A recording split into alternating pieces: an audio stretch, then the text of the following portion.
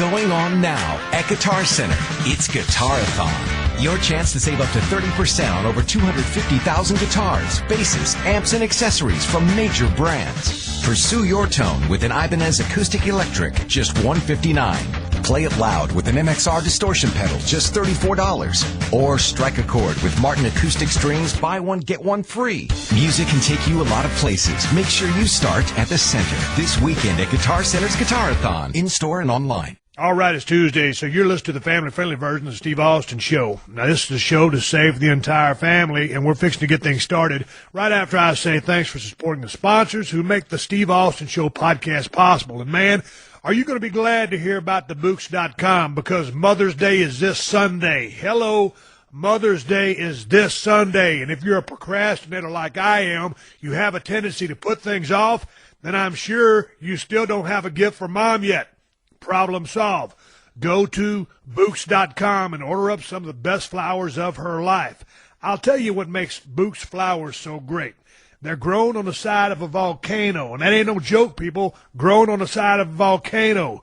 Books flowers are grown at eco-friendly farms on the side of a volcano, and that's probably why the blooms are larger and the colors are more vibrant. It's that volcano soil and the fact that the flowers get more sun when they grow at 10,000 feet up the side of a volcano. Some great 411. And if you use my promo code Steve, you can get 20% off the bouquet of your choice. And let me tell you, Books.com ain't going to bust your wallet up either. They got prices starting at just $40. No upcharges, no extra fees. Hey, Mom knows second-rate flowers when she sees them, so don't go that route. Show your thanks for all that she's done for you by giving her flowers from Books.com. And like I said, use my promo code Steve and save 20% off the bouquet of your choice. Go to Books.com now. Use my promo code Steve to save 20%. Delivery is also absolutely FREE free when you register with the Books. No upcharges, no extra fees, free delivery. What are you waiting for?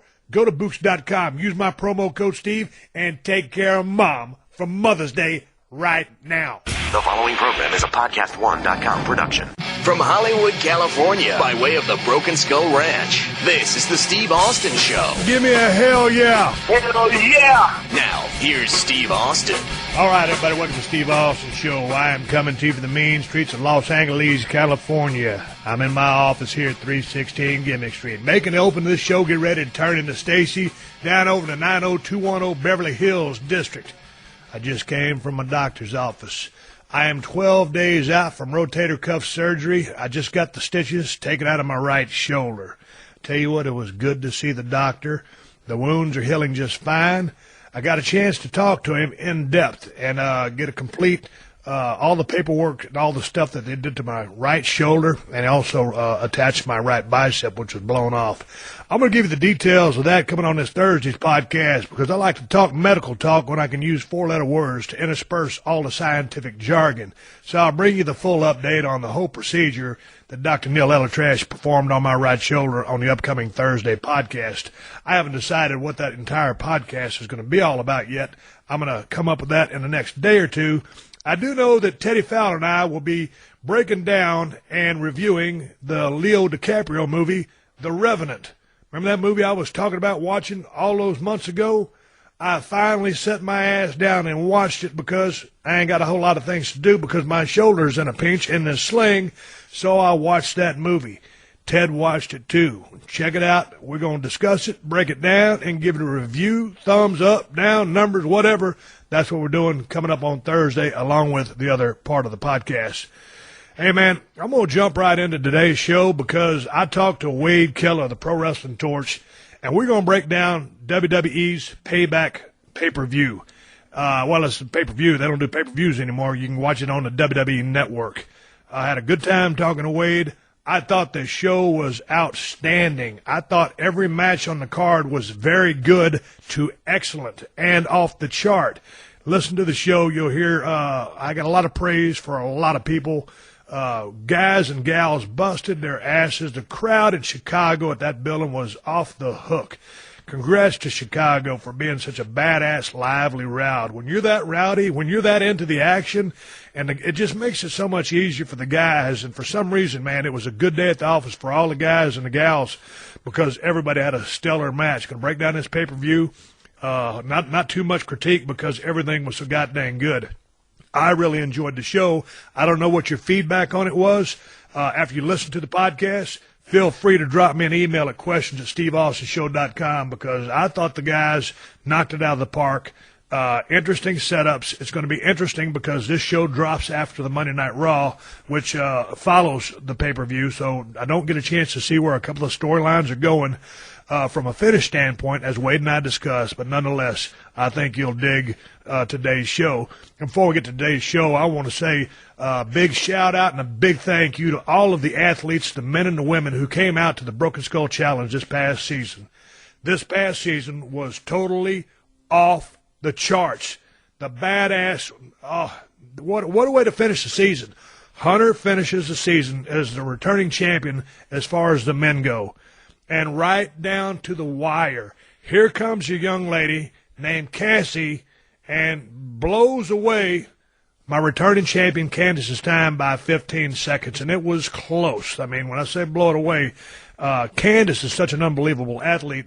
I didn't know if that time could ever be broken, but Cassie comes in there just very composed, very calculated, very athletic, and just a real person that thinks on her feet while she's undergoing the task at hand.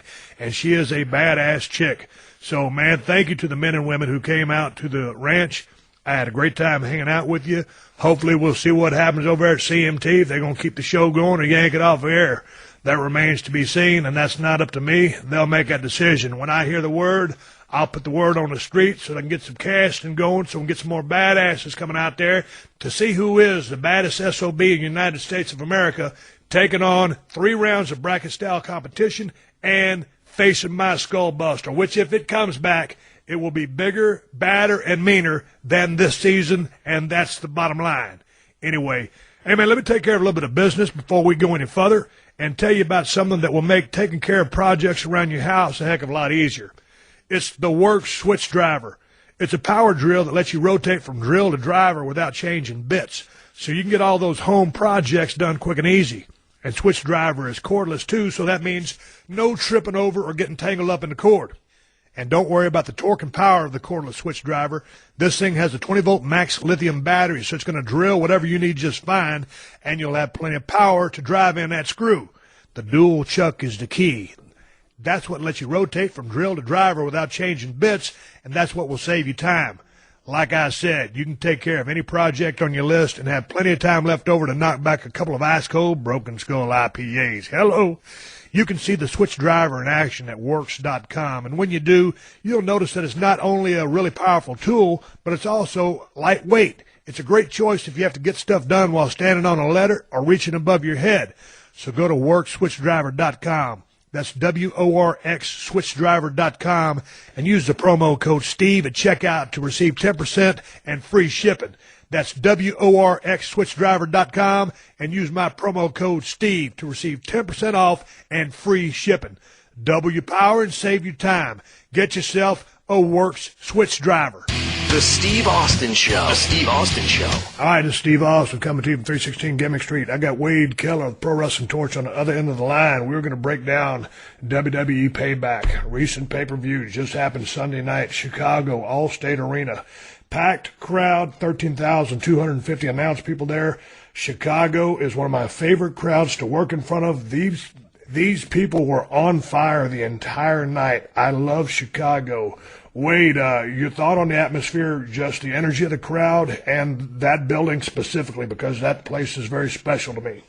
They've always been great, Steve. I mean, it's that crowd shows up to express themselves, but what I like about them, too, is they're not distracting. Like, they want to express themselves, but they want to express themselves as as you would want if you were a wrestler. Maybe not Roman Reigns, but they're not just there to take the attention away from the action and become the show.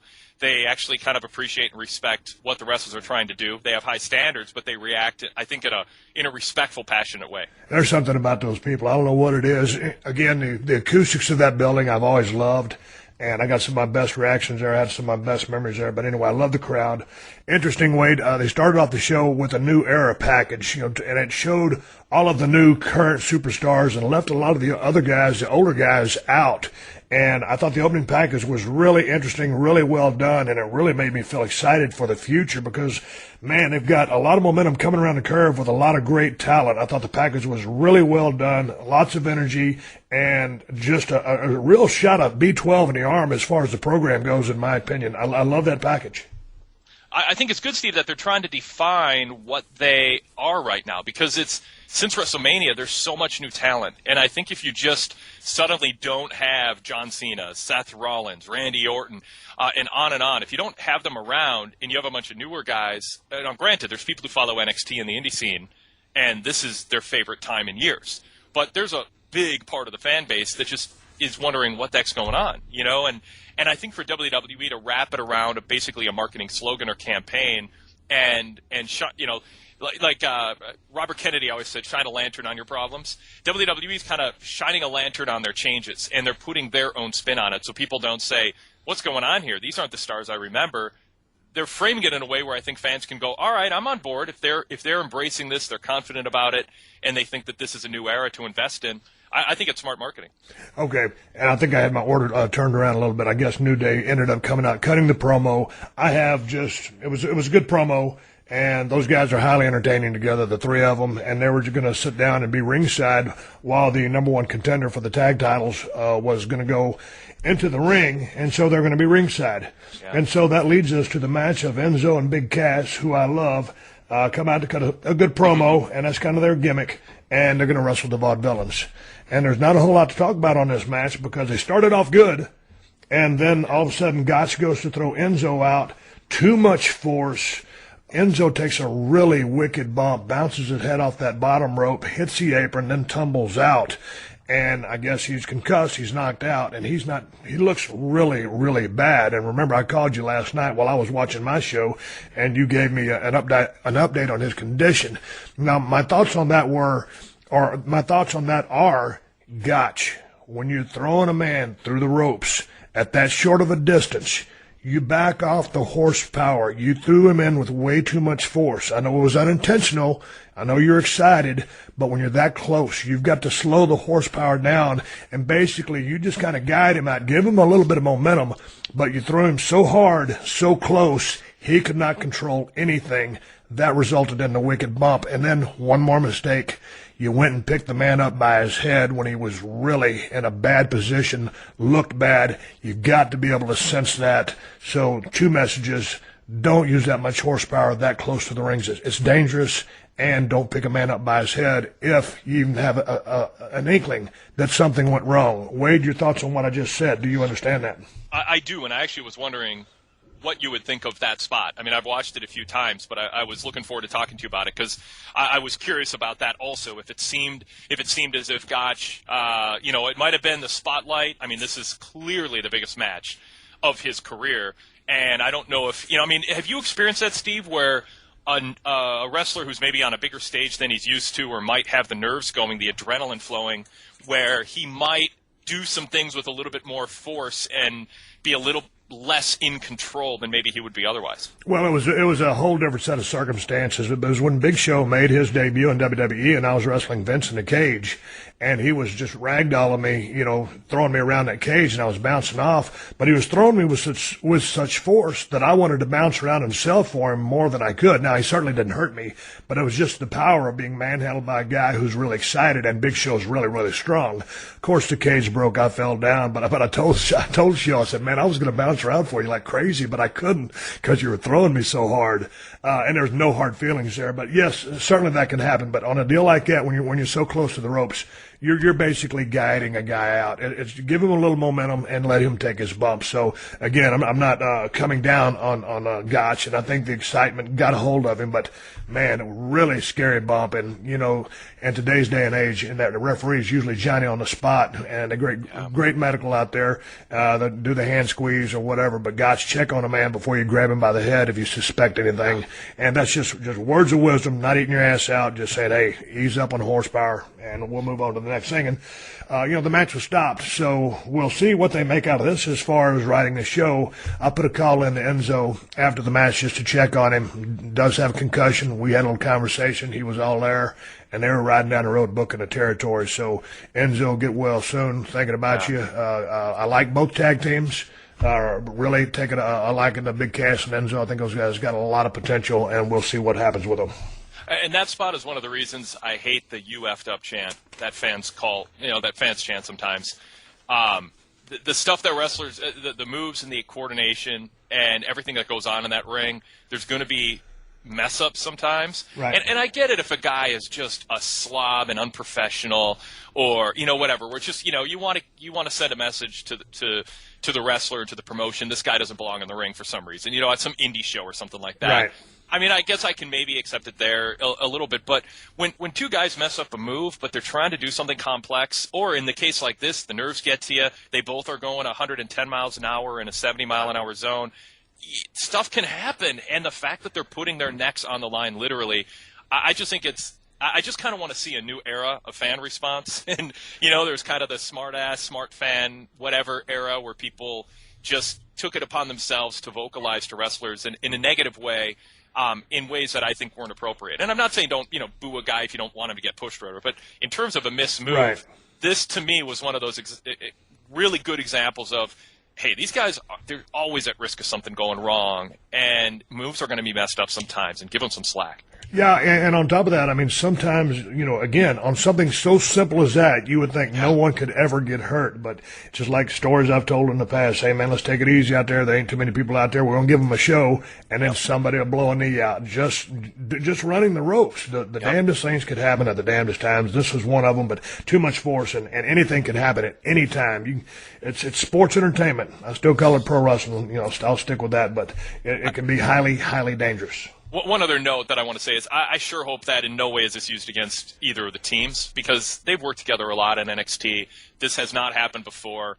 They're in the big spotlight. It just doesn't go right. But Enzo and Cass are a really good act. They know who they are. They take command of the room. And Enzo should be obviously out of the ring for the proper protocol. But right.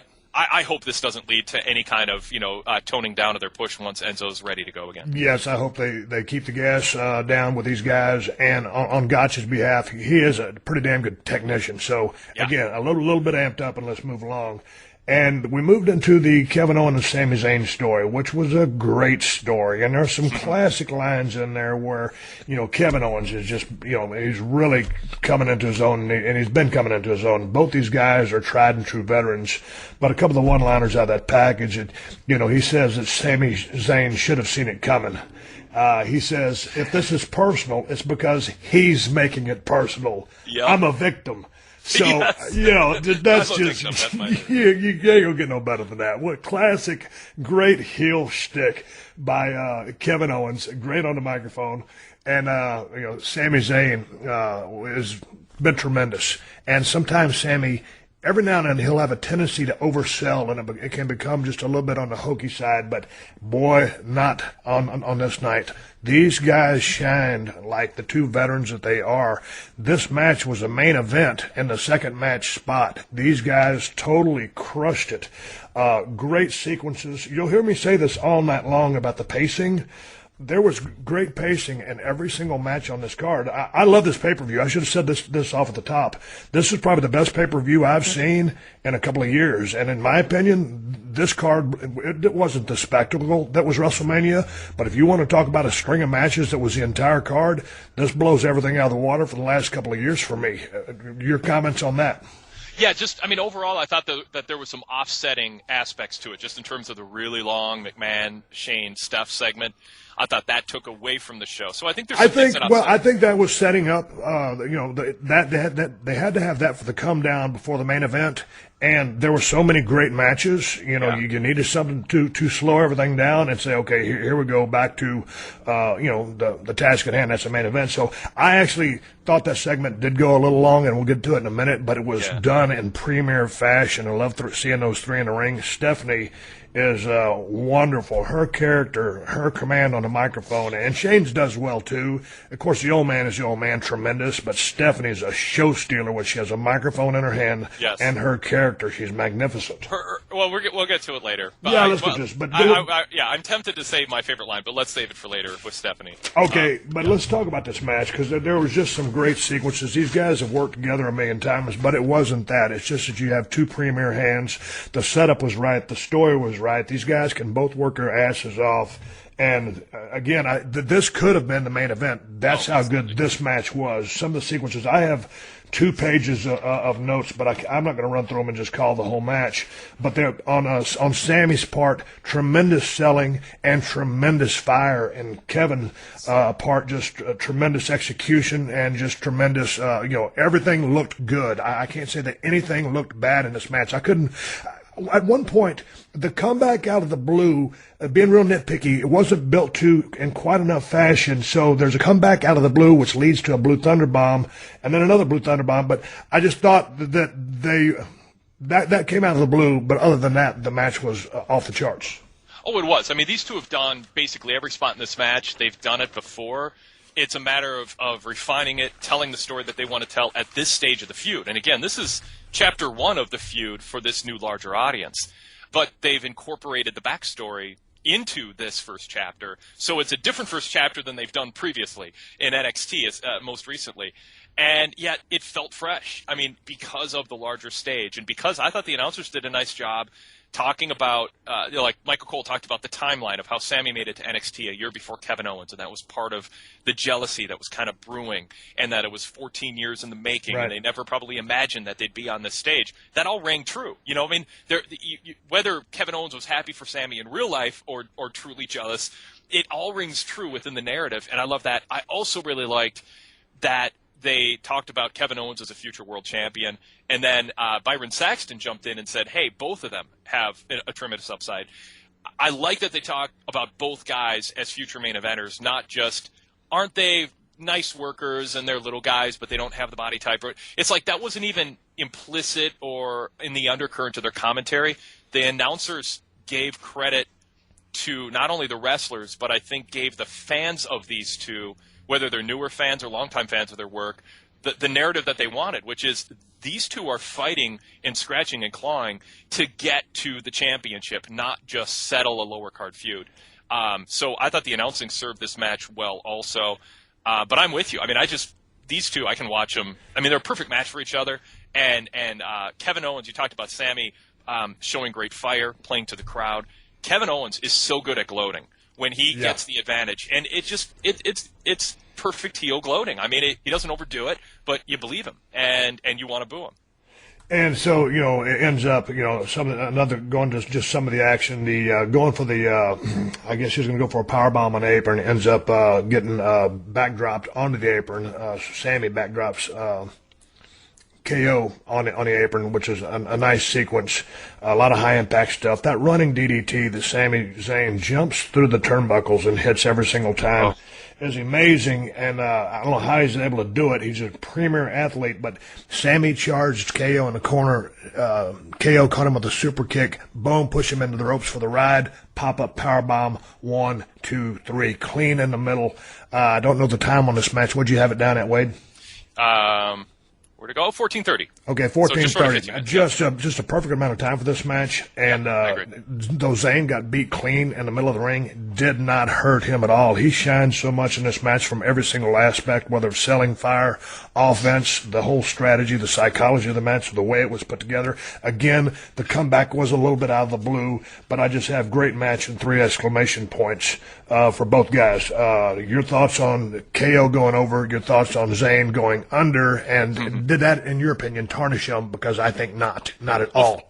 Well, first of all, you have to do you got to do a finish. Someone's got to lose. Yeah, you can't do the Charlotte Natalya finish. Thank God, every match where there's some sort of cop out or something. So there's got to be a winner, and I like that. I like when heels go over clean sometimes. Not every single time a heel wins does it have to be super some shenanigans. Now I think it makes sense most of the time that a heel is defined by the fact that if they're against somebody at their level on the roster, they are a heel. Part of what defines them as a heel is that they use underhanded tactics because they're not good enough to win fair and square, or at least that's the impression you want fans to have, because fans tend to cheer for winners. And so in this case, though, Kevin Owens is so good at being a heel, and Sami Zayn is such a good, sympathetic opponent that no harm is done with Kevin going over clean the way that he did. Second of all, and probably more important, the Sami Zayn character, and this is a story that's always told with him, is he always comes up just a bit short.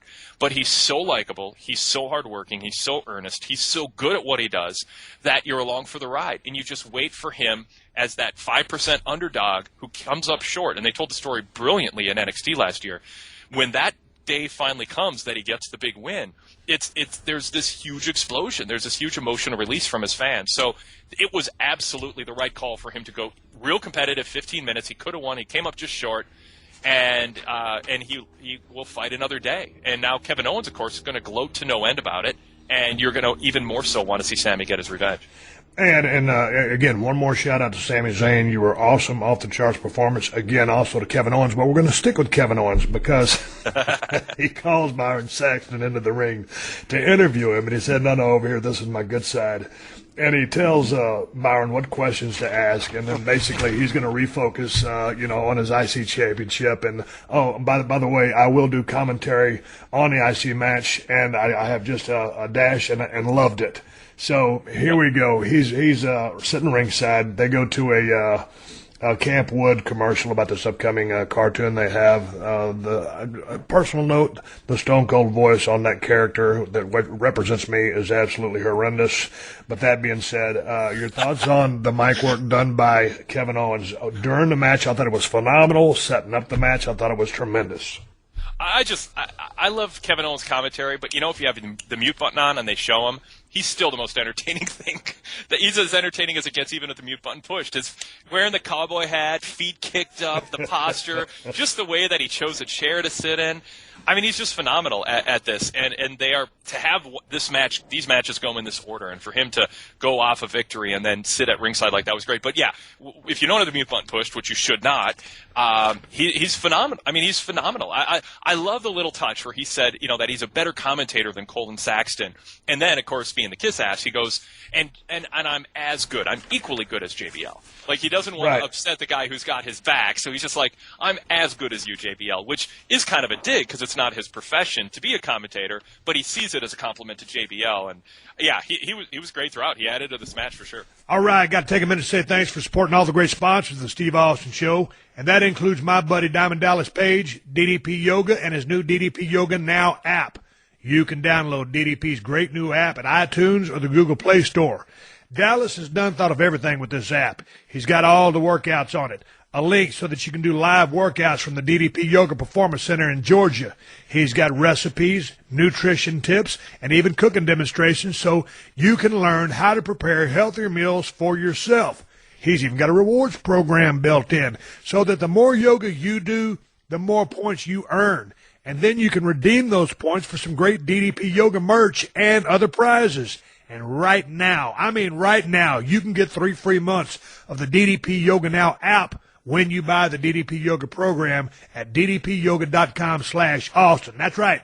Diamond Dallas Page is giving all you guys a very special deal. Just go to ddpyoga.com/Austin to take advantage of it. As Dallas always says, all you have to do to start living a healthier life is commit to the program. So get started now at ddpyoga.com/Austin. Weeds are like nature's boomerang, and Roundup knows they keep coming back. With one spray of Roundup Max Control 365, kill those stubborn little rascals right down to the root and keep them away for up to a year. Draw the line and stop weeds from boomeranging back. And you know what I'm drawing the line at this week? China being a badass performer who had an incredible impact on the business of professional wrestling. She worked so hard and got herself so over during the Attitude Era. She had a great look, and she could work. She was a pioneer in the women's division, and Chyna was the first woman to take part in a Royal Rumble and one of the first women to act as a guy's heater or backup muscle. I know you guys know what she did for the Triple H character back in the day. And Chyna was a sweetheart of a lady and a pleasure to work with, and she loved the business. So I draw the line at Chyna being among the best in the squared circle business. And Roundup's drawing the line at weeds. Your patio should be for cooking out and kicking back. Roundup Max Control 365 helps keep it that way by keeping weeds away for up to a year. One spray of Roundup Max Control 365 gets you up to 365 days of weed-free relaxation time. Draw the line. Okay, let's talk about the IC title match between Miz and Cesaro, and Miz has Maurice with him, and I love the fact that they rolled out the red carpet. Here comes the Miz. He's great at being this character. He's phenomenal.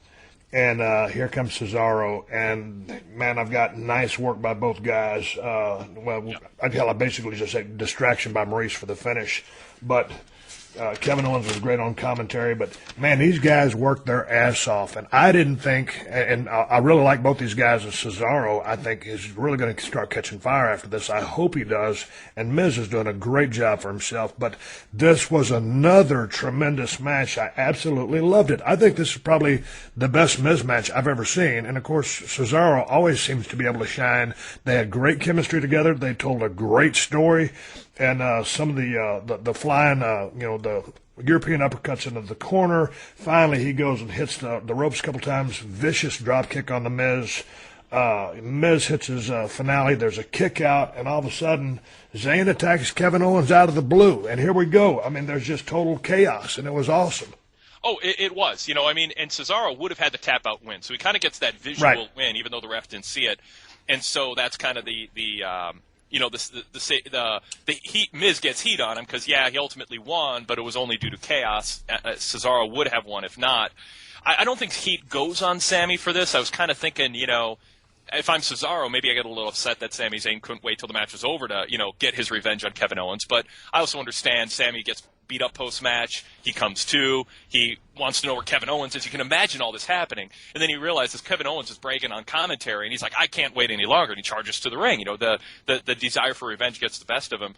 And so if they do a four-way match, it actually sets up an issue nicely if they go this route where Cesaro can say, Sami, I had this match, and you couldn't wait. So it actually, I think, but I don't think you look at either Sami or Cesaro as bad guys. You can kind of see both of their motivations that drove their actions or their attitude after the match. So storyline-wise, if that's where they're going, that works well. I really like the chemistry with Miz and Cesaro. I think it was actually really smart at this stage of Cesaro's comeback from his time off for injury to be against somebody like Miz, because Cesaro's still trying to find his lane as far as his character goes. There's been some mixed reviews for the sunglasses, the dapper suit. I think there's a little bit of almost like a kind of a 007 kind of vibe to the way that he carries himself with this quiet confidence. I like it, but he's still kind of finding himself, and I think playing off of Miz gives him a chance to explore where he wants to go with his persona. Not crazy about all the stuff the writers are throwing out there. I assume the writers, blame the writers by default, of course, in terms of like the movie impersonations that Miz is doing, and Cesaro's comebacks I think are kind of lame. So I'm not 100% on board with the dynamic, but in a general broad sense, both on the mic and the build-up, Steve, and then in the ring, I think Miz was a perfect opponent, and I was really hard on Miz a couple years ago. I thought he was just spinning his wheels and hard to watch, and this last year or so, his comeback, reinventing himself, I think he's become a great upper mid-card guy, really, really valuable to change up the pace and the feel and the personality of the whole roster. And I think Maurice has been a good addition. But Miz, I think, should earn some fans' respect who kind of plug their nose or don't want to. Because you're right, Steve. He was a really good opponent for Cesaro, both in terms of the actual mechanics and moves in the match, but also just personality-wise. So, yeah, I was a big fan of this match and the way they played off each other. It was awesome, and again, shout out to Miz for working his ass off, and Cesaro as well. I really, really love this match, and thanks for picking me up there, Wade, because as Kevin Owens and Sami Zayn, I've just got so many notes scribbled that, like you said, to your point, the referee was distracted, and then Miz gets the roll-up for the win, and it wasn't just a roll-up for the win. When they showed the other camera angle, he had a handful of tights. Yep. So I have great finish, great match, Handful of tights, thank you. And at this point, I have KO All-Star. He's my MVP so far in the show. And I have written down that's going to be a tough act to follow. That's how much I thought of that match. Yep, I didn't think it was as good as a prior match, but at the same time, it was absolutely perfect for its spot on the card, and it made the show overall better. And I don't know that you could have expected or really even wanted much more out of this match. I mean, there's no shame in coming up slightly short of what. Well, I mean, just because of the history of Kevin Owens and Sami Zayn. I mean, yeah, athletically the sequences they put together, but again, these guys did a tremendous job in following that match, and it was by no means an average match. It was a very, very good match. Proud of both guys. Absolutely. Yep, and so, right when I have tough act to follow, here we go with Chris Jericho and Dean Ambrose. And the build-up package was tremendous. I love the Chris Jericho promos as well as Ambrose's. There was an Enzo update at that point. Everything was good. And Ambrose starts off on offense. And hey, Steve, so I don't forget, you mentioned Enzo. I want to say this too. Sami and Kevin, I meant to mention this earlier, that was a difficult spot to put them in after that injury to come out and have a match. And I think they deserve sort of extra credit points for bringing the crowd back into the show when the crowd, I think, could easily have kind of withdrawn a little bit with concern for Enzo. So I wanted to throw that little compliment in there because you mentioned Enzo getting the update. That's a really tough spot to be in after an injury, to go out there and try to bring the crowd back into your match. Yeah, because the crowds, they're focused on this guy got took out for a shoot, and you want to buy back in, and so it's a little bit difficult to sometimes get back into it. And, man, it leads me into all of this writing I have on this match between Chris Jericho and Dean Ambrose. And at the end of the day, it was a masterpiece that was, I'm sure, set up by Chris Jericho. Ambrose was completely on fire here. Those guys had great chemistry together. I love this match. It was a great match. This was really well paced. And I think that they got in a lot of signature spots. And I think the dynamic of Jericho, again, it was similar to Owens and Sami in the sense that I think Jericho just does a masterful job gloating when he is getting the advantage so that you end up rooting more for the babyface. I thought late in the match when Jericho just got in Dean's ear and trash-talked him, little touches like that were good. And then Dean just ended up getting the better of Jericho until Jericho elbowed him and went for the lion salt. And then Ambrose lifted his knees on that move. And then they kind of struggled, and Dean gave Jericho the dirty deeds and got the clean pin. I wouldn't say out of nowhere, but it certainly was kind of a comeback out of nowhere. And I like when there's a clean finish, but it isn't right after a couple near falls by the same guy. Like, I like that Jericho looked like he had the match in hand, and then boom, Dean just had that surge. And they did it a few other times during the match also, and there were kickouts. So yeah, Jericho is so good at putting matches together. Some people on Twitter were saying they thought Jericho was a half a step off on a few moves, and I just rewatched it again this afternoon, and I thought this was one of Jericho's sharper performances. It's been one of his sharper performances in a long time, and he can still go, no doubt about it. But he was on fire this past Sunday night. And I've got all these notes written down, but there are just so many good sequences, and I love the way Chris builds his matches. The one great sequence is, let me see who's going for it. I can't read my own writing, but gets Ambrose in the walls. Terrific sequence, small package, into the enziguri kick, and come on, ref. And that's when Jericho gets in Ambrose's head. Ambrose goes crazy. Chris goes for the lion salt, knees up into the dirty deeds for the win. Ambrose over in the middle with dirty deeds. Jericho throws a fit after the match. I have outstanding. Just classic Chris Jericho, tearing up papers and destroying stuff. The match, this was the match he lost. I thought maybe he would have lost at WrestleMania. He didn't, but he does the favors in the middle clean. And of course, you've got a guy that's going to go into the Hall of Fame whenever they decide to put him in the Hall of Fame. But to me, this was, and what was the time on this? Because these guys put in some time here, Wade. They did, yeah. And I do want to know, Jericho did indicate on Twitter that he might be done now, because he said it was fun while it lasted or something like that. So This might have been he might be taking some time off this summer. They went just over 18 minutes, about 18 and a half minutes actually. So this was maybe the second longest match of the night at that time frame, and it filled that time well. I mean, it did. It filled the time, and again, if you look at every single match on this card, the pacing was phenomenal. I've been, going overboard almost every single pay-per-view, or anytime I talk about the product that's in the ring today, I talk about rushing, no one's selling nothing, and moving too fast. This entire card was phenomenal as far as the pacing in the ring, selling. And, I mean, you can nitpick a little bit of it, but I thought, first of all, I thought the pay-per-view, in my opinion, was an A+, but the pace in the ring, the selling in the ring, the work done in the ring was off the charts, and I don't know what it was.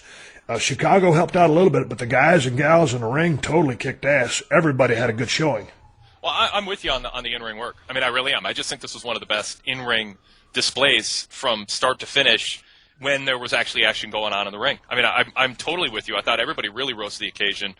And one of my favorite sequences was on the table. And I think they overuse the table. I mean, I just think once, do a table spot twice a month and make it count, not 4 times each show. That said, when Dean and Jericho were standing on the table, and Dean, I think, was going for dirty deeds. Jericho countered into a walls attempt, but Dean fought it off, and Jericho just said, "Screw it," and he catapulted Dean. And catapult's kind of an old school move, so I was kind of like when I see that. And he catapulted Dean, and Dean just goes flying into the timekeeper's area off the announce table. And I don't remember seeing that spot before, and I thought that was really well done. That was the whole match was really well done. So, man, and a big shout out to Jericho, big shout out to Ambrose, whose stock continues to rise. But again, a premier performance. Someone's leading each match. Jericho led that match, and it was awesome. Great job. And we go to an AJ Styles interview, and I thought it was a good promo because I've been waiting to hear a little bit more AJ speaking, and he's not trying to go too crazy with what he's saying. Pretty simplistic, got that southern accent. And then we see well, it's nice to not have him get interrupted. They've been scripting every time he starts talking mid-sentence. They interrupt him after the first sentence, and they actually just let him cut a basic, straight-up promo. And I mean, they didn't overstay his welcome, but it got the points across. And I mean, one thing, and I'll add this to the analysis of his match too, but is he treated it like a sport. I mean, he looked like while he was being interviewed, he was actually thinking about the match, and his mind was on winning. It wasn't on cute lines or performing, and I think that actually serves a pro wrestling show better. Yeah, and I don't want to jump into that match because that thing, the main event between AJ Styles and Roman Reigns, in my opinion, was phenomenal. No pun intended, but we're going to talk about Charlotte and Natalya right now. And the Charlotte music hit. I'll tell you what, shout out to Jim Johnston for recreating the Ric Flair theme and jazzing that thing up, because you talk about everybody loves to have good music. That music, when that song hits, it's phenomenal. And if you'll notice, when her music played, everybody in that building stood up, and there was electricity. Did you notice that? Oh, yeah. Absolutely. I mean, I just love WWE music. I think NXT and WWE do a great job. NXT music I like more, and now we're starting to hear more of it on the WWE main roster. I don't know what it is about music that's created in NXT that just shines, if the wrestlers are more collaborative or what. I mean, it's all good, but I'm totally with you. The remix is great. Anyway, the crowd was hot for this match. They stood up, and that building just the electricity started generating out.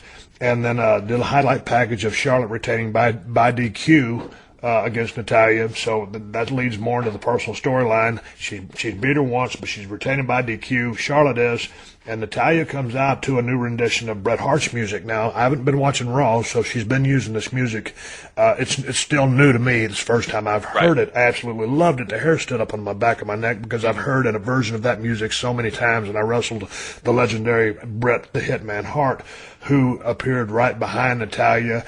And as Ric Flair was with Charlotte, and Ric Flair is one of the greatest of all time, man, there's Bret Hart, beating cancer and coming out. It was just amazing to see him looking as great as he did in Chicago, and the fans really responded to him, and you could tell, I think he was touched. I think he was glad to be there, and it was great to see Bret.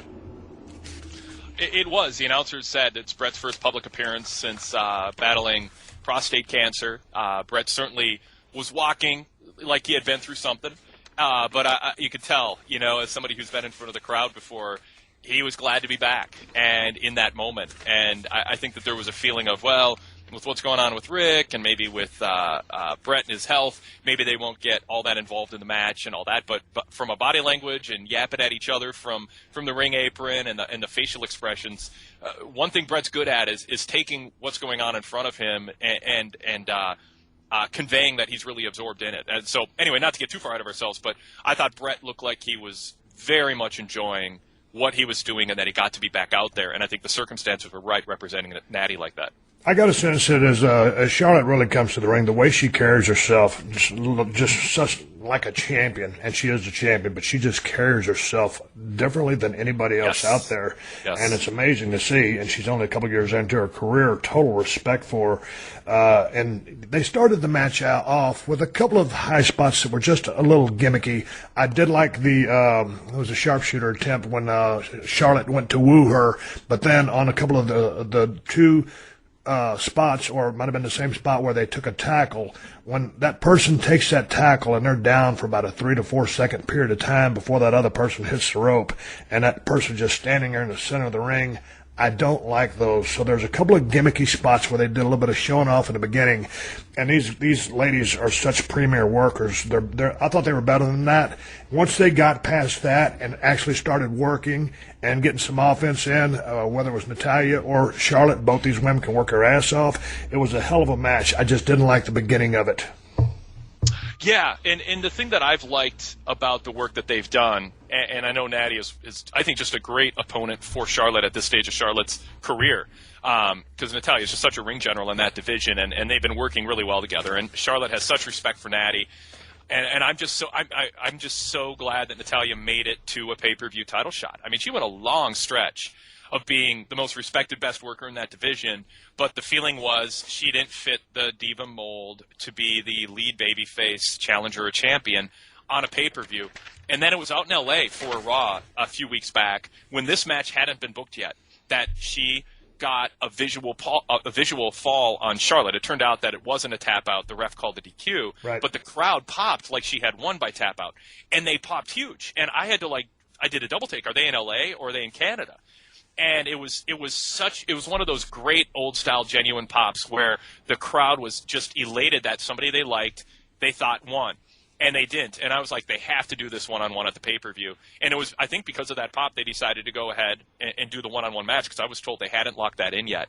So this is a match that Natalya earned, not just through years of ring work. It's not just a gesture of, her seniority, she put her time in, or friendship with, or a chance to have Bret on the pay-per-view. She earned it because she got a crowd pop that every babyface on that roster should strive to get. So, and the other thing about the style of match they've been doing, Steve, is it's so mat-based, but it's mat-based in a way where one sequence leads to another, and they're inventing, or maybe inventing's overstating it, but introducing, I think, to pro wrestling counters to certain types of mat holds.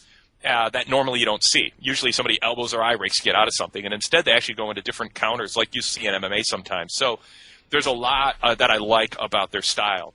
And I don't know if – go ahead. No, and I'm just sort of reading through my notes as you're talking. I agree with what you're saying, but just some of my notes, I just have a great pace. And then finally at that one point in the match, Charlotte goes for the moonsault. She hits it, Natty kicks out. And then she locks in the figure four. And I love the way Natty says no to the figure four. There was no way she was going to give into that hold. And, of course, ends up reversing it, putting the pressure on Charlotte. Charlotte gets to ropes. How do we get to that finish there, Wade? Because Charlotte ends up with a sharpshooter on Natty. And then Charles Robinson calls for the bell. They ring the bell. I've got WTF, question mark, question mark, question mark. And that's the match. The finish is in, or the fix is in. What went on there? Okay. I don't know where the storyline is on this, Wade, because I haven't been watching Monday Night Raw. There isn't. Okay, I don't know what happened. I love the finish. I just don't know the reason behind it. Yeah, and I didn't love the finish because I don't think there's a reason behind it other than we're rehashing an 18-and-a-half-year-old finish that's been run into the ground by others in WCW and WWF. This came across as, hey, Bret's here. Natalya's here. Let's just have fun by, let's entertain ourselves with another one of these finishes. Well, that's why I was able to. enjoy it for what it was, because I like both women. I wanted Charlotte to retain, but by the same token, it would have been nice to see Natty win, but it's not time to take the belt off Charlotte.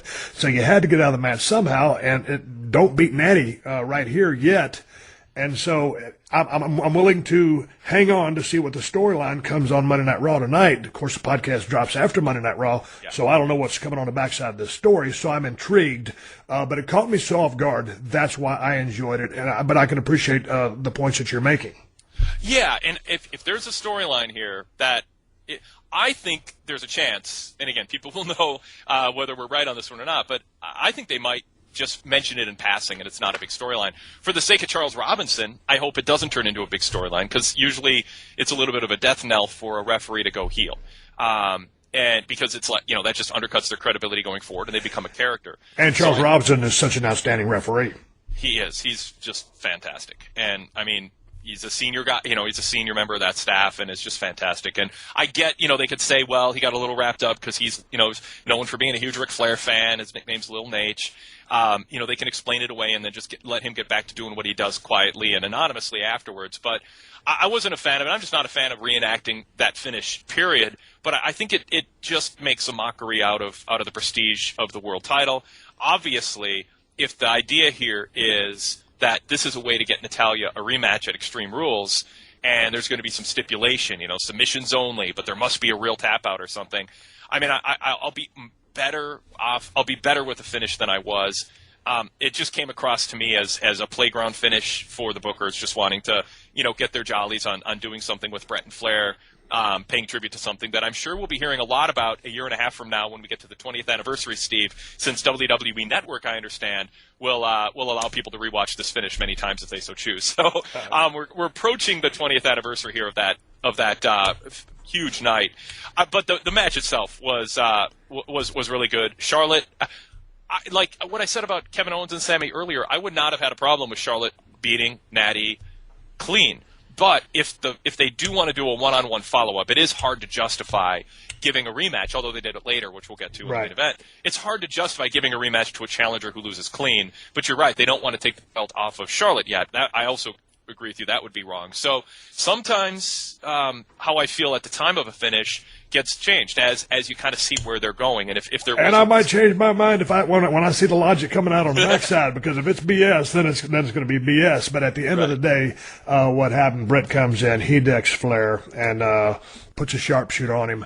Natty takes down Charlotte, puts a sharpshooter on her. Okay, the good guys are in a dominant position, applying their finishes to the heels. The crowd goes crazy. Okay, it was okay. And then they release the holds, and then Charlotte and Rick leave with her title, and we're off to the races to see what the psychology, what the reason was, what happens to Charles Robinson.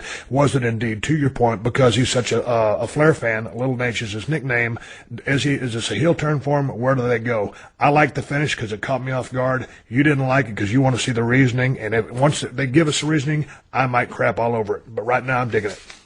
Very good. Hey, it ain't nothing better than working for yourself and being your own boss. So if you have a great idea just waiting to make money, let Weebly.com help you get it off the ground.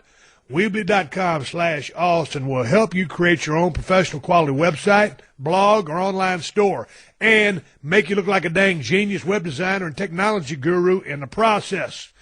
Weebly has a wide variety of professional design, mobile-friendly themes to choose from. You just pick a theme, and then you drag and drop your content to build and publish your website. It really is that easy, and it really is that fast. You can update and change your site anytime on any device. You can do it right from your phone. That's the best part. Weebly has an app that lets you update your site, add more content, and check your online store orders right from your phone no matter where you are. Genius. It's instant access so you can take care of business anytime you need to. You don't have to be at a desk or in an office to work on your website. Creating a fantastic website should not get in the way of your dreams. Join the over 30 million people who are already dreaming big with Weebly. Get started today for free at Weebly.com/Austin. That's Weebly.com/Austin. Let me spell it out for you. WEEBLY.com/Austin. All right. So Vincent Kennedy McMahon comes to the ring. And I tell you what, a CM Punk chant erupts out of that building and damn near blew the roof off the place. And then it came again, and Vince just eggs them on. So, how'd you think Vince handled it? Because you've been in positions of wanting to control a crowd that wasn't necessarily, responding the way you wanted. Although you didn't usually run into this type of issue, Steve. You usually had the crowd the way you wanted them. But either being in a situation yourself or seeing other wrestlers in that situation, did Vince give wrestlers in the back a lesson, or do you think he got a little flustered? How would you grade his response? Oh, I graded with an A. I thought he, come on, bring it. Is that all you got? And I thought it worked perfectly. And but anyway, the crowd Chicago loves CM Punk. CM Punk lives in Chicago, so. And it's the first time Vince has been in front of a Chicago crowd, I believe, since Punk left. Right. So it kind of reinvigorated the chant because they're like they never got to chant it at Vince before. So anyway, he's talking about Shane or Steph running Raw. He brings Steph to the ring. He says, "Isn't she beautiful?" And of course, Stephanie goes, "Oh, Dad." And so anyway, here comes Shane, and it's just basically a back and forth promo about who's going to run Raw, and for all the various reasons. But again, everybody was worked to perfection in this segment. As you said, probably it went on too long. I think like a few minutes too long. I thought the segment, was good. But again, Stephanie crushes me. Her character is so off the charts. She's so good. I think she should be in Hollywood. When Shane patted himself on the back for popping the WrestleMania buy rate, which I wonder how all the guys who are on the road full time feel about that. He's like, yeah, there was a little bump in the network subscriptions, and that was right after I got added to the card. And Stephanie's line, about your humility, Shane. Yeah. I mean, her delivery and it was so opportunistic. It was for me it was a babyface line because I thought Shane was going on and patting himself on the back, and I know the crowd loves him, but I was just kind of going, okay, this was a little much. And so I actually kind of applauded Stephanie at that point, and how could she resist? Well, she jumped in there, and that was totally ad-libbed. You see that was just offhand, and she just the moment was there, she took it. But you got three in there that are aces on the stick. Stephanie and the old man in particular, of course, Shane was there. But it pat himself on the back a little bit. But the crowd was with him, and then. We'll see what happens with this, because what do you think about them making the co-GM thing with both of them running the show, Wade? Well, Todd Martin called it on one of my VIP Torch audio shows exactly that this is exactly what would happen, that Vince is, put Shane in charge and he likes pushing the buttons of his kids. That part of the Vince character isn't so much playing favorites as much as it is liking, and it's kind of a reflection of what he admits. He said his favorite thing in the world is shoving somebody into a swimming pool who doesn't suspect it. And so it makes sense that his on-air character would take great joy in seeing Stephanie and Shane have to coexist and deal with each other. So, in that sense, I didn't call this. I thought he would, take sides and there'd be a big protest by Steph, or he'd give one of them one show and one the other show, or one the first half of the show and the other one the second half. But to put them both in charge and have them like a Supreme Court, splitting their vote without a tiebreaker is essentially where they are now. It's going to make for some entertaining TV if you're in favor of the show being very McMahon-centric. And the McMahon family has been protected and featured as big stars. Ratings are down in a tough spot. And usually when ratings are down, Vince tries to find a way to incorporate him or his family into storylines. And the crowd reacted to them like they were big deals. We'll see. If it's a new era, part of me, that video at the beginning, I'm not super confident that making the show even more about the McMahons is going to coincide with the idea of this being a new era if there's a genuine, sincere attempt to kind of give off that impression. But, Shane and Steph are going to be fun, and I thought as we'll get to, the closing angle in the dynamic between them, I think set the stage for an interesting Monday night and beyond. Okay, they went to a package, and it showed Zig getting a win over Baron Corbin. It showed Kalisto getting a win over Ryback. Kalisto remains the U.S. champ. Was he the U.S. champ going into that? Yeah. Yep. Okay. So anyway, that was basically touched upon. Your thoughts thoughts on Zig going over Corbin? Yeah. Corbin's first WWE loss. I wasn't expecting it to be on the pre-show, and so I tuned in to the pre-show right when this match was over. So I had to go back and rewatch it. So I already knew the finish going in. I don't know if that affects my analysis at all. It probably does, because I would have been surprised. I totally expected Corbin to continue to go on a winning streak, easily dispatch Ziggler. who's, the good worker who does jobs. That's kind of his designated role, for better or for worse, deserved or not. And Corbin seemed like he was on the fast track. I don't think Corbin was hurt a lot because of the way he lost. It was, that cocky heel who gets a surprise roll-up out of nowhere. It felt like a fluke, almost, a Horowitz wins or a 1-2-3 Kid wins moment in a sense, in terms of, wow, although Corbin hadn't been established enough and Ziggler's not quite at the Horowitz level, but it had that fluke feel. So I don't think Corbin was hurt a lot. If it sets up a rematch and Corbin destroys Ziggler, I think he can get his heat back. Part of me is a little relieved the next day, talking with you about this, because I'm not a big fan of winning streaks, because I think people get preoccupied with that if someone's never lost, and it becomes more of the story than it should be. So at least that's off the table now, and then Baron can respond. But I just love Corbin's mannerisms. Steve, he's such a believable heel in the way that he carries himself, and his facial expressions, I think, are at the very top tier in this industry for a young guy. So I hope his ring work catches up. His ring work needs to catch up. I haven't seen enough of him, but his ring, for you to heap that much praise on him, speaks volumes, but I haven't seen enough of his work, and I need to see that next gear, if he has that next gear, which that's what he's going to need, along with everything else, as he continues his rise and they continue his push. As Enzo would say, though, you can't teach that. I think the part that Corbin has down is something that comes naturally to him. I really think that the persona, it's a very, very believable, cocky jock, I'm better than you people in the crowd persona, and I really do hope that his work catches up, because I think he's a guy who a year or two down the line people will pay to see Brock Lesnar just take to Suplex City. But he has a long way to go before he belongs or deserves that spot. Okay, let's talk about Kalisto over Ryback real quickly here for the U.S. Championship. Man, where are they going with this? What does the U.S. Championship mean at this point? It means less than when Cena was doing the U.S. Title Open Challenge, but right. I don't have a big problem with it. Ryback is in a weird spot. He's out there doing sort of shoot media interviews, complaining about his push and how bummed out he was at WrestleMania, and then they worked that into the storyline. I think Kalisto is a good guy to have on the roster. He's got such energy and acrobatic moves. I was at a house show a few months back, surrounded by kids who were absolutely going bonkers for him. I think you absolutely need in a WWE formula somebody like Kalisto, and I think Kalisto going over Ryback is something, especially for the kids, that just made their night. And Ryback's a good foil for that. I don't think Ryback's got hopes to be a top-tier main event opponent for anybody right now based on how he's being treated in this U.S. title feud, but I got to give him credit.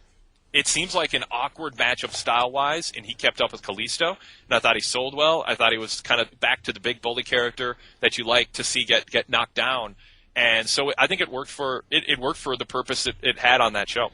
Okay, I didn't see the match, but that leads us to our illustrious main event.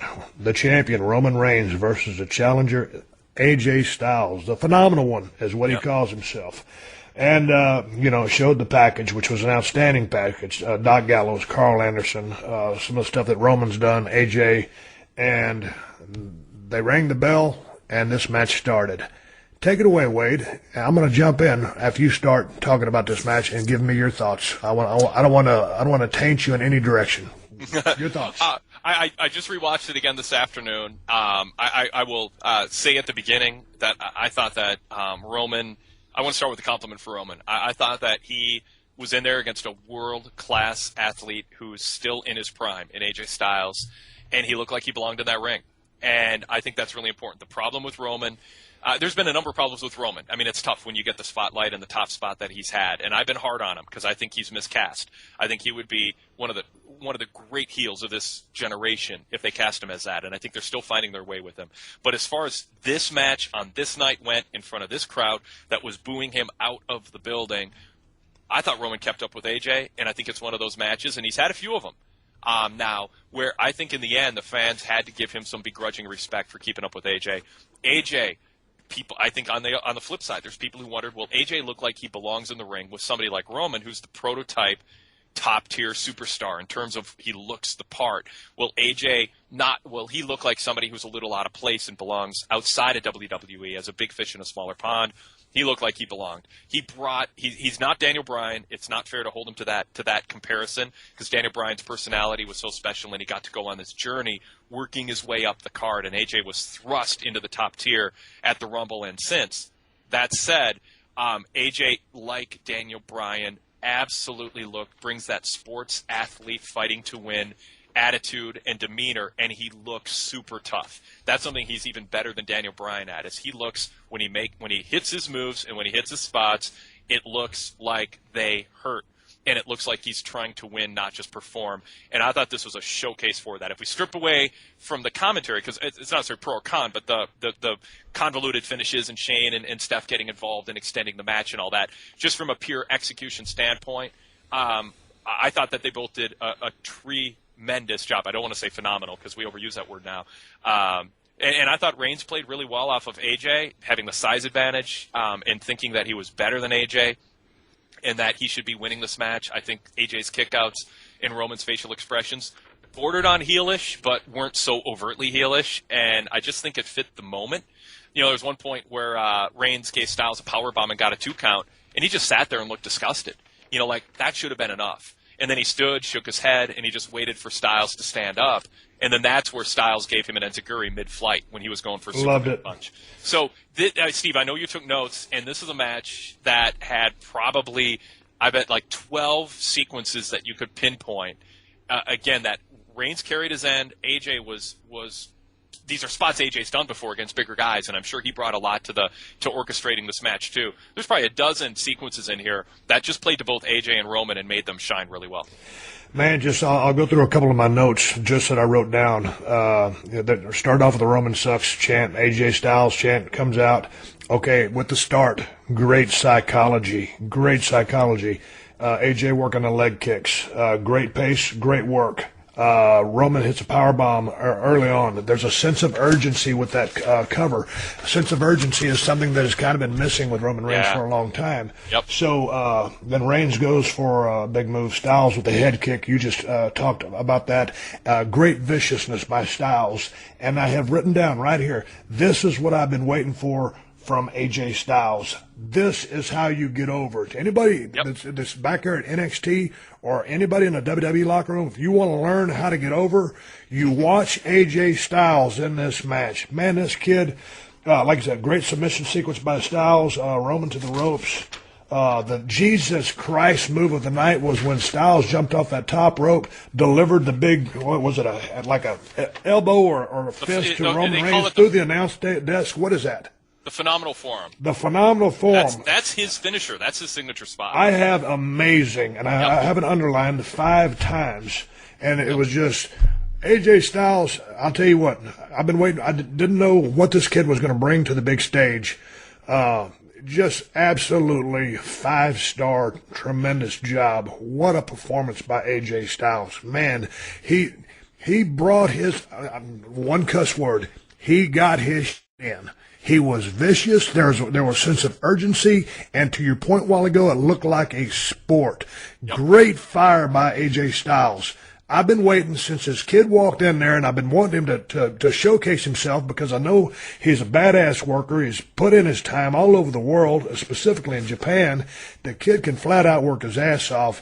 And now, Roman Reigns. Man, I'll take my hat off to you. You went in there with a world-class talent. AJ carried the match, but Roman Reigns was there every step of the way. I watched this match, and I was so fascinated and so intrigued by it.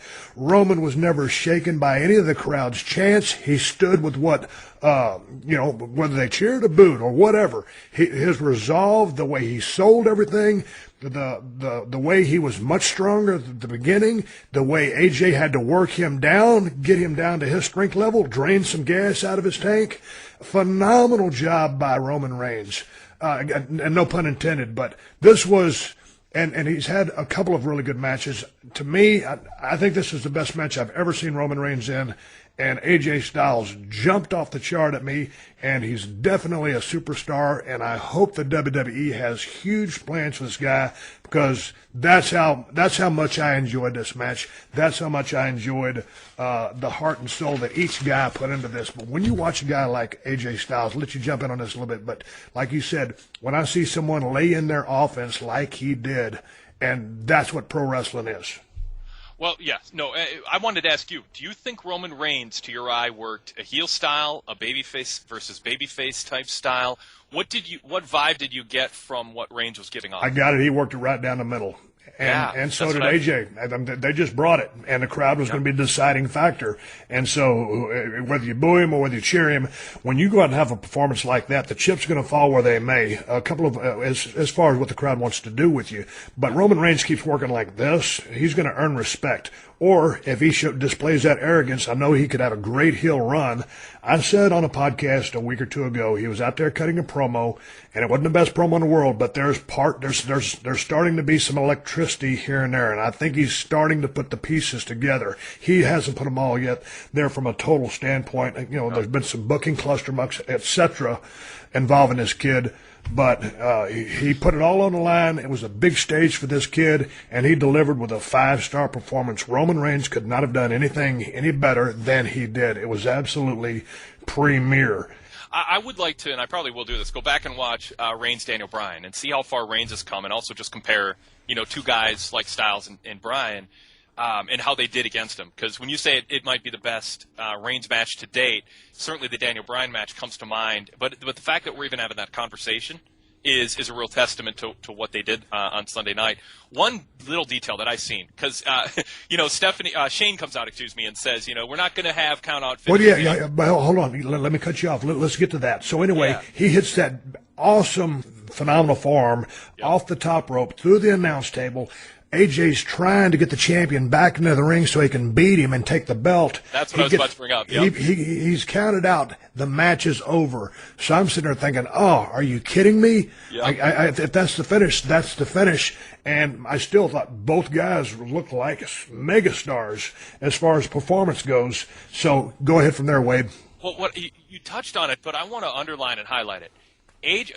Back when they did this finish, was it SummerSlam 92 or 3, whatever it was, where Lex Luger won by countout over Yokozuna, and it was sort of like the plan was, because they had already bought the confetti, for Lex winning the title, but it was, my understanding is they changed their mind pretty late and decided to go with Lex winning by countout. This was I think the Meadowlands, and I was in the building for that, and so I should remember what building, but it was Meadowlands or MSG, and they drop all the confetti and Lex is celebrating. And the crowd is cheering, and I'm like, why is Lex celebrating? He should know the rules. It's a count-out win. He doesn't win the championship. Right. And I thought he looked a little foolish doing that. He was instructed to do it, and the confetti dropped. AJ knew better. AJ was a high IQ babyface. In other words, he wasn't this guy. What? I won by countout. I should be happy. Right. No, you can't be. I love that he tried to get Roman into the ring, and Roman was dead weight. And AJ either had to settle for a double countout, or a count-out win. And he went for the count-out win, but he wasn't happy about it because he tried so hard to get Roman into the ring. I thought that was a small touch, but an absolutely important touch because it played into it. So I really liked it. I just that spot sometimes they make the babyface look foolish, like they don't know the rules, and they didn't do that here, and I love that. So then, who came out to continue the match? Shane comes out and says it's not how we do things around here anymore, and made it a no count-out match. So no count-out. So anyway, boy, Styles fires up. Yep. Hits that badass Pele kick, 450 splash, Roman with the knees up, a kick out by Styles. Then Styles goes off the top. Roman punches him to the midsection, I thought, but called it a groin shot, and then ends up with a DQ. I thought, again, super fire by AJ Styles, great punch by Roman Reigns. I was a little gimmicky on that. I'll let that one pass, but I was a little concerned about the DQ finish on the groin shot. Your thoughts on that? Well, this is when I asked you if you thought it was being a in-between or a face or a heel. I was kind of wondering on this spot if we weren't supposed to wonder if Roman hit him low on purpose in order to, get an unfair advantage. And because his body language and facial expression afterwards was somewhat suggestive of maybe he did that on purpose and it was a low blow on purpose. But if that's the case, I almost think Shane and Stephanie should have been reversed in terms of who came out first to restart the match. But that's not a huge deal. That's neither here nor there. But I thought that it was suitable in the sense that you don't want Roman to intentionally get disqualified. So there's some doubt. Did Roman do that on purpose or by accident? Whereas if it's a different kind of DQ, it would lean too much it would point too much to Roman being a heel. Because usually when you get DQ'd, it's you do something intentionally wrong. So I guess the low blow was meant to seem inadvertent. But I think for the people who like AJ and don't like Roman, they gave those fans a little bit of an out going, yeah, Roman knew he couldn't hang with AJ, so he had to hit a low blow. And in a way, that protects AJ a little, because AJ, I don't know if he'll bring it up or not, but he absolutely, it would be fair for AJ to go, yeah, I wonder if Reigns wasn't trying to get out of the match with that low blow because he knew I'd win, because in the end, Reigns was going over. So in a sense, it gave a little bit of an out for AJ too. I thought it was inadvertent, and it looked more like a beltline shot just by placement. I didn't rewind it, so I didn't. It was obviously intended by the booking to be an intended or a groin shot, but it looked more beltline to me. But nonetheless, then Stephanie comes out after the match is DQ'd, comes out and says, "Hey, no DQ," so the match is restarted. So all of a sudden, there's some great action. Superman punch as Styles comes off the rope, setting up for the big Superman punch. Waits for the spear, and here's Gallo and Anderson to the ring, and just start putting the wood to Roman Reigns. The big boot of doom. Roman is in the middle of the ring. Styles climbs up. He's going to go for the big punch, and as a matter of fact, I guess he hits the big punch. I just have it was a cover, and this was such a great move, and it wasn't a kick out. There's been so many kick outs all night long in precarious situations. The world title's at stake. Roman Reigns with the foot on the ropes. Yep. And that's a little thing, but you know what? The foot on the ropes, that's a veteran move. And it just, I love the foot on the ropes rather than a kick out. And it was awesomely timed and perfectly executed by both men to be within proximity to get that leg there. And Roman was perfect with the timing. Steve, when you put a match together, is a foot on the rope generally a heel move and kicking out is more of a babyface move to avoid a near fall, or is it a neutral? No, traditionally, I think as Flair would always use that foot on the rope. Yeah. So it's a traditional standpoint, I'd say more heel thing to do. But from survival mechanism, neutral, and I think that's what this was. It was, man, this kid had been going through everything. Gallows and Anderson just came and beat the snot out of him. He got hit with that big punch, and boy, it was just reactionary, ring presence, the move of a guy who's young in the business, but a veteran move to save his ass and stop the 3 count because the title's on the line. A premier false finish. Yeah, and it protected Anderson and Gallows' boot of doom, where you don't want Reigns kicking out of a move. I mean, Reigns has been through a grueling match. They're deep into it at this point. You don't want him kicking out of that move. You want him to benefit from the good fortune of just happening to be near that bottom rope. So booking-wise, that was absolutely smart to do it that way. So then what happens, man, all the guys, it turns into a melee down there because the Usos jump on the guys, I call them Bullet Club guys, jumps on Gallows and Anderson. So there's a melee. And then Reigns throws Styles onto the guy. Styles is going to the top rope. Reigns just launches him, and Styles lands on everybody. Yep. And then, if you didn't think it was going to get any more exciting than that, here comes big-ass Roman Reigns soaring over the top rope onto everyone. And it was spectacular. Yeah. I mean, Hernandez would do moves like that in TNA as, a guy bigger than you think doing a move that you don't think somebody his size can do, and it was super exciting. I mean, it really was, and it was appropriate for the circumstance to have the Usos come out and have Reigns' back, but I do think they meticulously booked it in the sense that the announcers even said that they didn't know if Styles knew that when Styles went for the pin on Reigns, when Reigns had his foot on the rope, the announcers pointed that out. I don't know if Styles knows what just happened.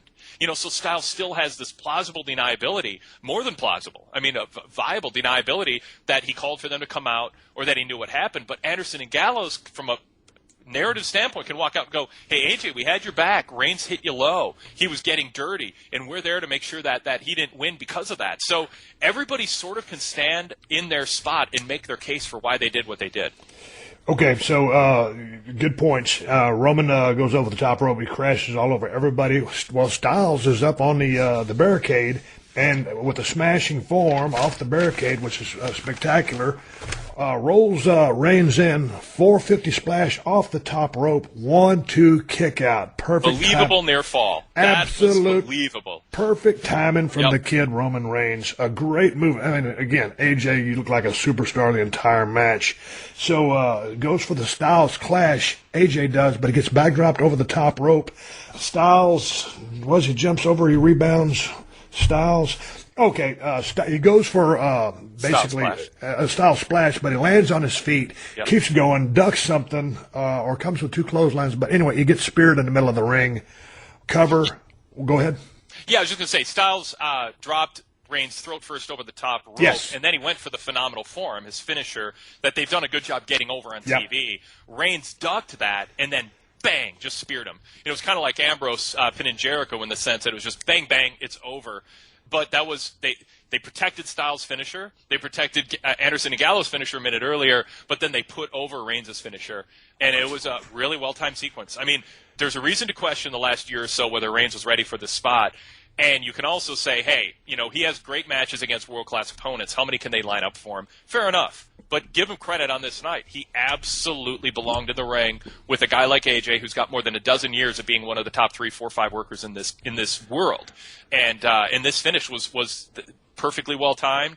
And you said it, Steve. I think this is a match, another one where you put a notch on Reigns' belt, going, he's earned some respect. Now, you want him to have a good match against somebody who's not at AJ's level. Right. But the first step is to be able to have this good of. It's like they say about sports teams. The first step is winning at home, and then you start worrying about having a winning record on the road.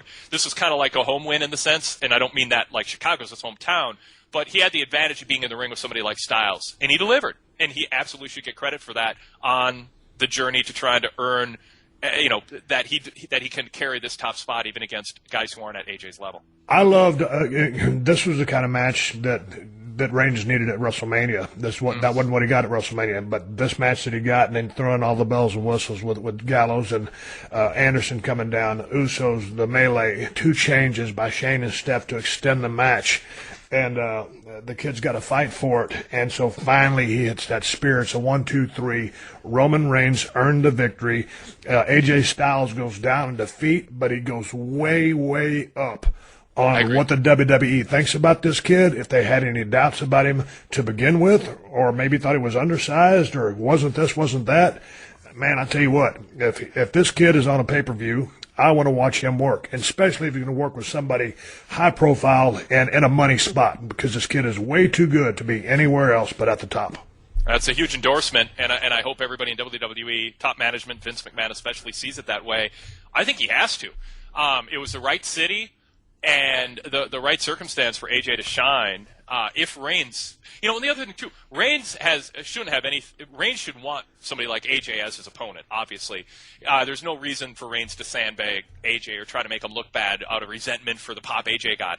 That would be crummy for him and bad. He's not that guy. He's not that guy, and that did not happen here. Reigns had, for a certain part of the fan base as world champion, a certain amount of credibility that he brought, and he gave AJ a lot too. And so I think they both actually move up because in the eyes of the fan base who they hadn't sold themselves to yet. And I think AJ was still proving himself to a part of the WWE fan base. And Vince McMahon perhaps himself. And you're right, Steve, this match did it. And I hope this gives AJ some confidence, because AJ's better on the microphone when he's comfortable with his standing and when he feels like he's an alpha on the roster. And I think it's come across in his promos that he was being scrutinized and watched carefully, and everyone was waiting for him to make a mistake.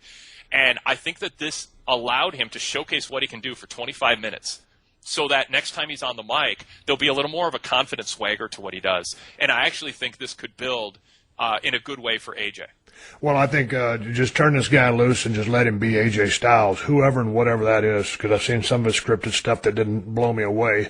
Again, some of the other stuff, the short one in the beginning of the program, I liked, but I love this guy, and I'm so happy to see him have such an outstanding performance on a stage with the world champion, and very happy for Roman Reigns for delivering. A lot of pressure on that kid.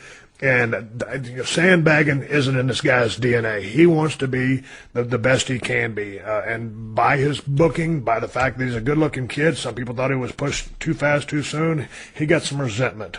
But I thought he played this thing, the bigger, stronger guy in the beginning. Tremendous psychology by AJ Styles, working those leg kicks.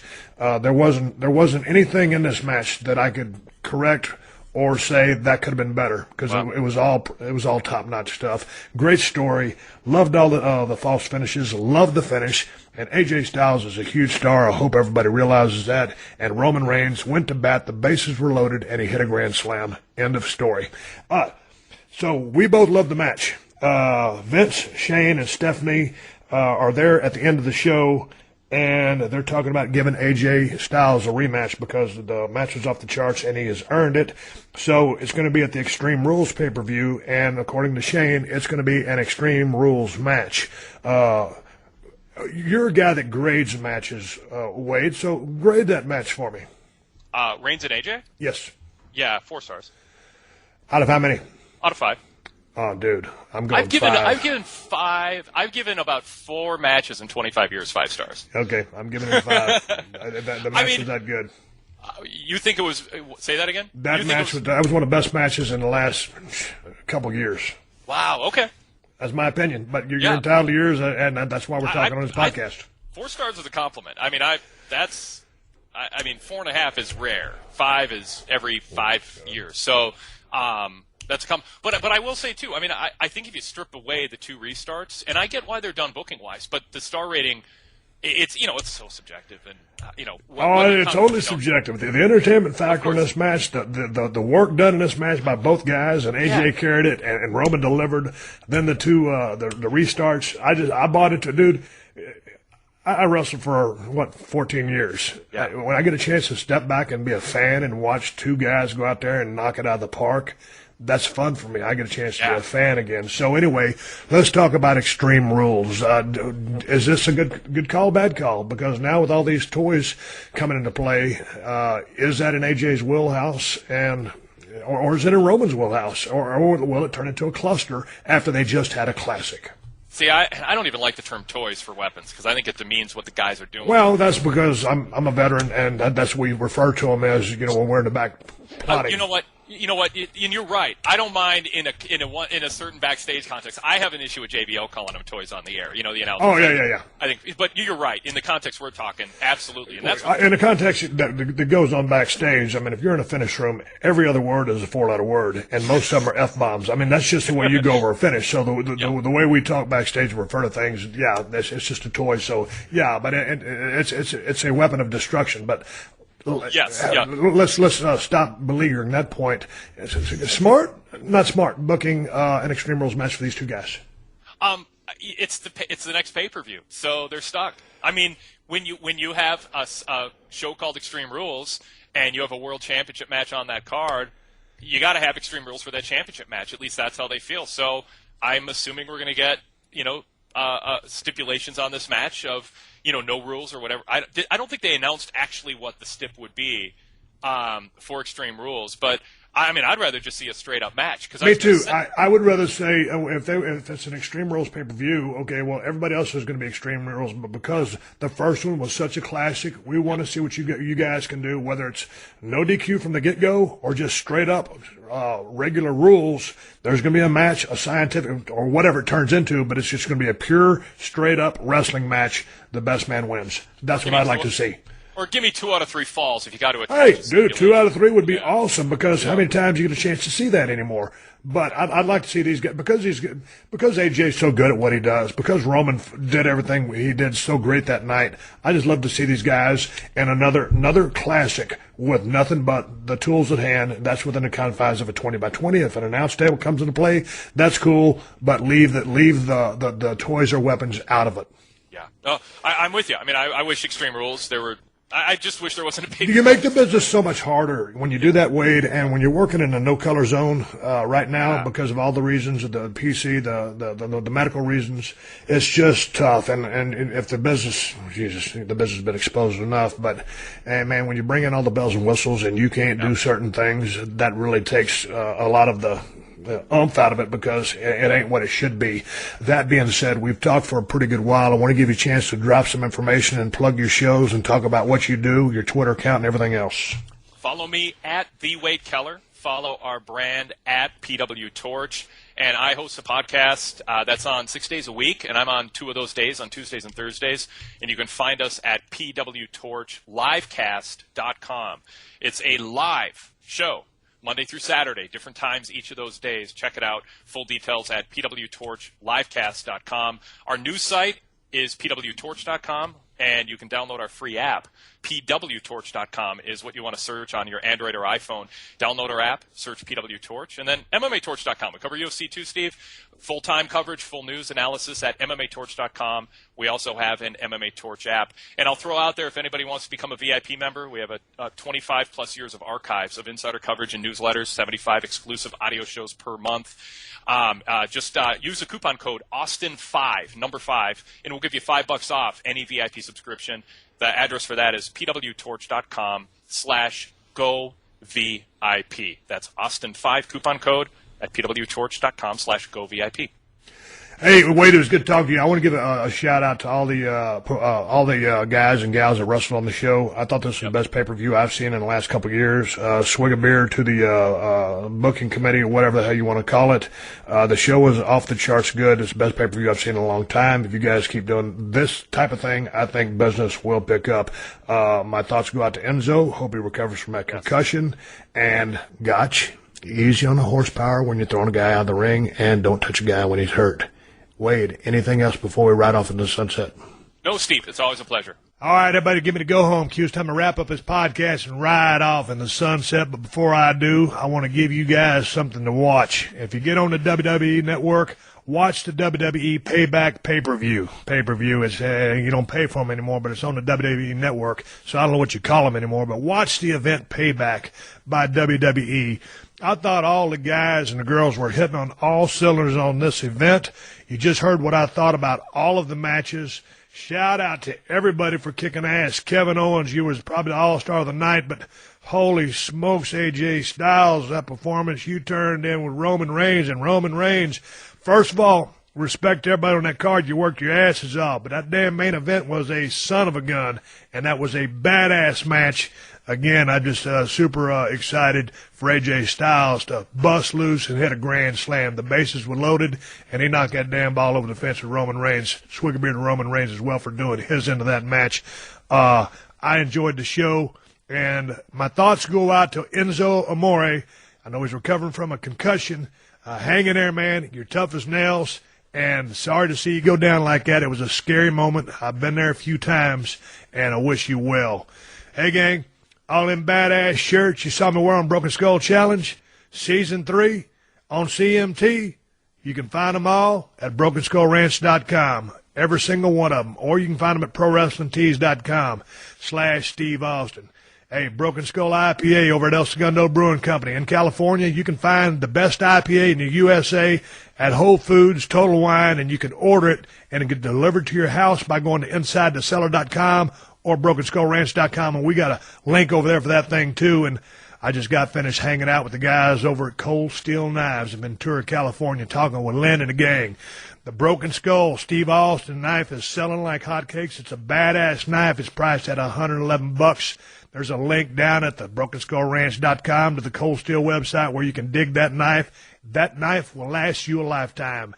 Hey, but let me say right now, with all that being said, thank you guys for all the word-of-mouth advertising y'all do on behalf of this podcast. I ain't got no advertising budget up in here, and I appreciate y'all supporting the sponsors of the Steve Austin podcast because they're the ones who let me do this for you free twice a week. So big ups to DDP Yoga and the DDP Yoga Now app. To Onnit, go to onnit.com/Steve to get 10% off your order. To Scott's Roundup, to thebooks.com. Use my promo code Steve to get 20% off the bouquet of your choice.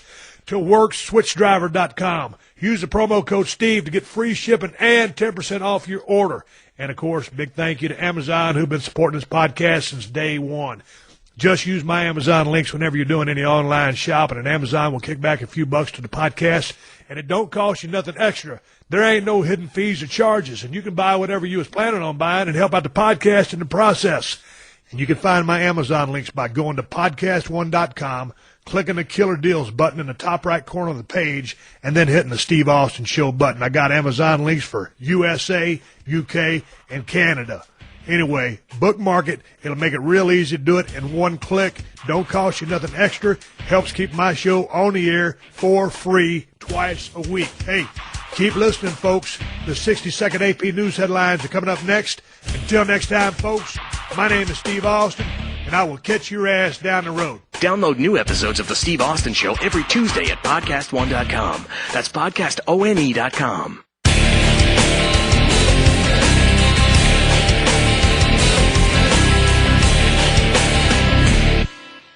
I want to say thank you to Drop Stop, one of the great sponsors of this show. Drop Stop is the original patented seat gap filler, as seen on TV's Shark Tank.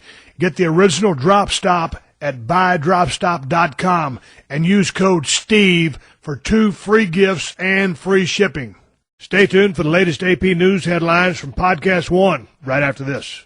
Going on now at Guitar Center, it's Guitarathon. Your chance to save up to 30% on over 250,000 guitars, basses, amps, and accessories from major brands. Pursue your tone with an Ibanez Acoustic Electric, just $159. Play it loud with an Mxr Distortion Pedals, just $34. Or strike a chord with Martin Acoustic Strings, buy one, get one free. Music can take you a lot of places. Make sure you start at the center this weekend at Guitar Center's Guitarathon, in-store and online. AP Update, I'm Rita Foley. Presumed Republican presidential nominee Donald Trump isn't saying who he might choose as a running mate, only that he likes someone with political experience.